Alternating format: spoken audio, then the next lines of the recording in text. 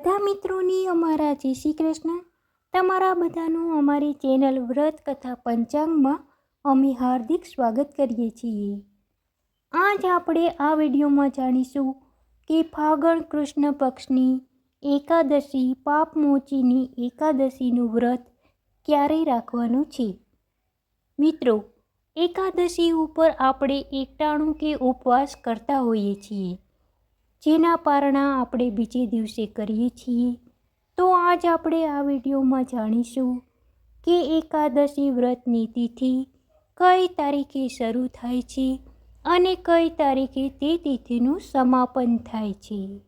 ફાગણ વદ એકાદશીની તિથિની શરૂઆત તારીખ 14 માર્ચ 2026 અને શનિવારે સવારે 8:11 શરૂ થશે, જે તિથિનું સમાપન તારીખ 15 માર્ચ 2026 અને રવિવારે સવારે 9:16 સુધી રહેશે.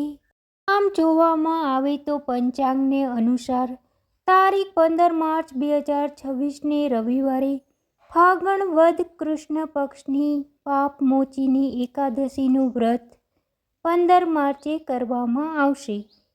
કેમ કે ઉદયન તિથિ અનુસાર જ્યારે સૂર્ય ઉગે ત્યારે જે તિથિ હોય તે તિથિનો આખો દિવસ ગણવામાં આવે છે.